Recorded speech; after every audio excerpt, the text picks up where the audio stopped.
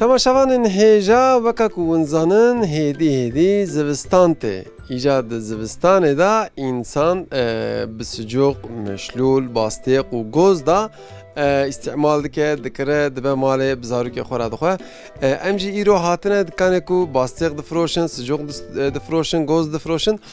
Şina me da kekê me heye em ê jê re bipirsin gelo acaba dikanê wî da çi heye, çi tune ye, çi difroşe. Kekê min qewet be. Sağ ol, serçayım abi. Merhaba cümle. Merhaba, Xwedê ji we razî be inşallah. Kekê dikanê we da çi heye? Mesela ku ji bo ziftanê. Dikanê me de zivistanê ji bo meşlûl e, basîxin, guzin. Yani her tişe zivistanê heye.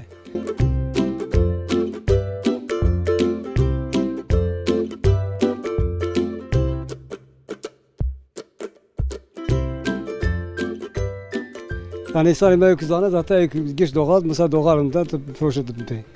Yani her şey hakkıya. Sahte naf, sahte var para zaten. Sahte bir yana bana yani basık yani kesmez yani. Geç sahte var ama sahte naf ama hakkı de proje. Her sal usayın. Ve biz çam salam bura ama mesela geç kaşı işe meviye.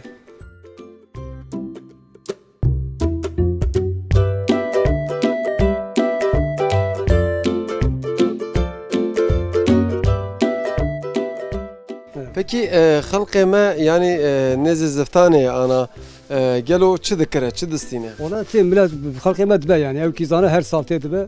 Avana dibe geç kadım yani tişt dibe. Basık bir gel meşhur be. Guz be. Madara tişt dibe yani tişkin aile.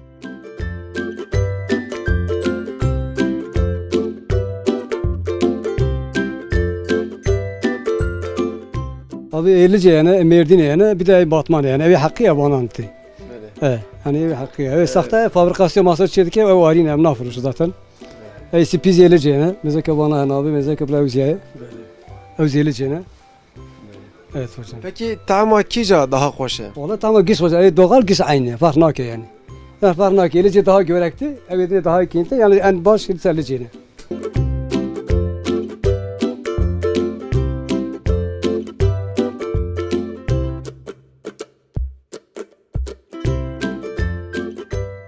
Kekê qewet be? Serçava bixêratiye. Nav xêrê. Kekê müşterî ku têne dikanê we ji bo ziftanê çi distînin?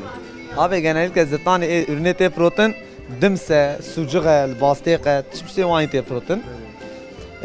Peki sicûqê we sicûqê ku derê ne? Sucuğê me em özel deretînin. Özel Mardin sucuğî ne, saf şîre ye. Yani kesinlikle katkı tê tune ne, orijinal e.